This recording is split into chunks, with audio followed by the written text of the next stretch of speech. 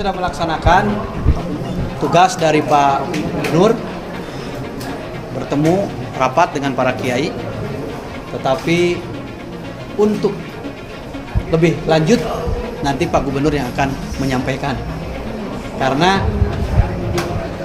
apa yang diputuskan barusan belum tentu menjadi keputusan yang final. Pemimpin yang membuat sebuah keputusan yang memiliki kewenangan, yaitu Pak Gubernur. Terima kasih. Sementara ini saya tidak bisa menyebutkan. Di Minat PKS itu adalah posisi Demokrat sebagai partai oposisi. Sehingga kritik kita bukan hanya berhenti di permasalahan penegakan hukum yang tumpul ke bawah, tajam ke bawah, tumpul ke atas, tetapi juga bicara bagaimana kemudian permasalahan demokrasi, ekonomi, juga terkait apa fokus yang dulu dirasakan nih oleh soal masyarakat. tebang pilih tadi. Ya, itu tentu terkait tebang pilih. Merasa nggak Demokrat bahwa ada tebang pilih dalam penegakan hukum? Itu kan disampaikan oleh Ketua Umum Anda di forum terbuka. Ya, itu kan sebagai pesan gitu loh kepada pemerintah untuk jangan tebang pilih gitu. Oke, berarti memang dirasakan oleh Demokrat ada tebang pilih Ya, tentu kepada partai-partai yang bersama. ini kan bahasa-bahasa masyarakat hasil dari ketum keliling, jelas masyarakat merasakan tebang pilih dalam penegakan hukum ini. Itu juga dalam hasil bahwa penegakan hukum kita kan cenderung turun, demokrasi juga memburuk. Seperti itu gitu loh. Itu demi menyelamatkan partai, kehormatan partai, Pak Soeharto Legowo. Apa yang salah sih dengan video Pak Soeharto itu? Ya, tentu ini kan dikatakan bahwa diduga menghina. Ya. Menghina itu? Ada tradisi amplop. Ya, namanya dulu kan dari dulu. Kan duluan pondok, duluan pesantren ada baru Indonesia. Oh gitu. Jadi karena dulu para kiai, para guru agama kita mengajarkan tanpa gaji. Para kiai, nah kan Pak Mardiono one team press. Pak Zulkarnain pernah jadi menteri, anggota DPRI. Pak Kiai adalah seorang menantunya Mbah Maimun yang dulu justru menyelamatkan partai kita. Jadi sudah sangat mencederai lah pernyataan Ketua Umum P3 Soeharto Mono Arfa. Iya, dan itu apa dorongan Anda dalam bentuk pertanggungjawabannya kah atau apa? Ya, menurut saya lebih pada menghormati keputusan majelis syariah. Majelis pakar meminta beliau dengan hormat demi keselamatan partai. Kita kan tidak mau tersandra pada ini pada sesuatu. Untuk apa? Ya, untuk saya tidak bisa menyebutkan, pokoknya gitu aja. Nanti yang menyampaikan itu adalah Pak Gubernur, karena Pak Gubernur akan memberikan keputusan.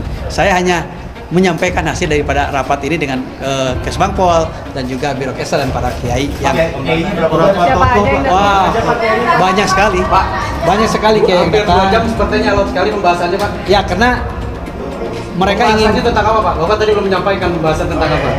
Pembahasan tentang itu ditindak, kan orang dalam sekalipun, kan ada buktinya gitu. Jadi saya kira mungkin kita lebih baik berbicara soal buktinya dan caranya gimana. Tapi caranya gimana gitu? Pidato-pidato yang disampaikan oleh Pak AHY, disampaikan oleh Pak Anies, tentu kan kita juga spiritnya sama kok gitu. Kita nggak ada juga kita pengen mafianya banyak tuh nggak ada gitu.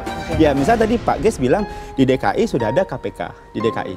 Ya kita juga tanya, apakah tidak ada mafia di sana? Buktinya apa? Dasarnya apa? Misalnya capaiannya apa? Kan ini kita juga perlu tahu. Ya kan? Jadi dalam artian spirit kita tuh sama gitu. Jadi nggak ada yang pengen ada mafia di Republik ini gitu. Dalam konteks penegakan hukum dan penangkapannya, bahwa di dalam Anies memimpin sama sekali orang tidak diberikan keistimewaan terkecuali lewat prosedur, saya katakan 100%. Karena saya berada di lingkaran itu.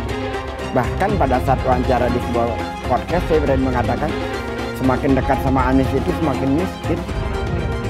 Ya, saya kan mendapatkan kopi ini bahwa memang ditandatangani 3 majelis. Nah, tadi saya ingin klarifikasi soal mekanisme ya.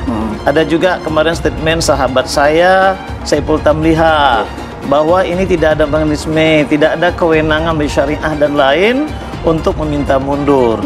Jangankan meminta mundur, kita punya fakta sejarah bahwa Pak Soeharto PLT kejadian dulu musibah Romi itu menjadi PLT Ketua Umum itu didasarkan oleh fatwa Majelis Syariah almarhum Mbah Maimun. Ya, termasuk hulunya sekarang juga produk fatwa Majelis Syariah. Jadi artinya bahwa ada yang mengatakan kalau fatwa Majelis Syariah, surat Majelis Syariah itu tidak realistis, tidak ada jobnya, tidak jobdesk dan sebagainya. Ini fakta bahwa Pak Soeharto menjadi PLT ketua umum, bahkan juga menjadi ketua umum adalah produk Mas Anies sebagai bakal calon presiden. Satu, saya melihat Anies semakin tegas mengambil positioning tadi, posisinya.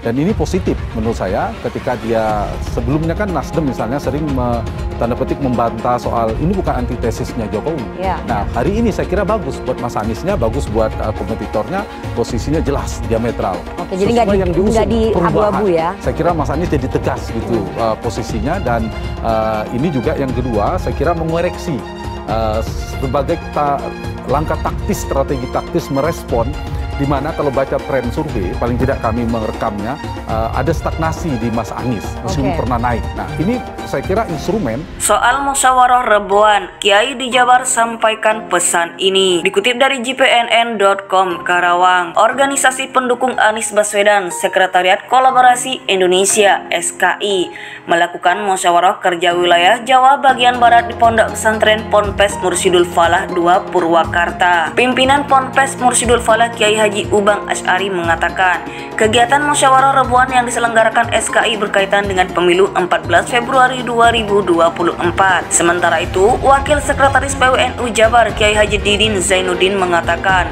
dalam memilih pemimpin sama halnya seperti mencari pendamping hidup. Dipilih karena rupanya, hartanya, silsilah keturunannya, agama atau akhlaknya. Tetapi dari semua itu agama atau akhlak yang paling penting, kata Kiai Haji Didin dalam keterangannya Minggu 30 Juli. Menurut Kiai Haji Didin, kriteria tersebut ada pada sosok kandidat calon presiden Capres Anies Baswedan yang diusung Koalisi Perubahan untuk Persatuan KPP. Oleh karena itu, saya berpesan agar membaca manaqib Syekh Abdul Qadir Jailani setiap Rabu dalam kegiatan musyawarah rebuan, tuturnya. Sekjen Sekretariat Kolaborasi Indonesia SKI Rahadia Waluya Jati menambahkan, kegiatan musyawarah rebuan merupakan forum bertemunya seluruh elemen perubahan, mulai dari anggota kelompok pendukung Anies Baswedan, anggota partai KPP hingga masyarakat yang mendukung perubahan. Jelasnya, dalam musyawarah rebuan peserta berdiskusi berbagai temuan dan masalah di lapangan. Hal ini menjadi mekanisme koordinasi efektif antara pendukung dengan masyarakat. Dia juga memastikan bahwa musyawarah tersebut bersifat terbuka, siapapun dapat hadir dalam musyawarah rebuan. Di musyawarah ini masyarakat berdaulat penuh, setiap orang bisa hadir memberikan pendapat, bahkan jika mempunyai gagasan yang berbeda. Dari sinilah arus perubahan akan terus membesar, tuturnya.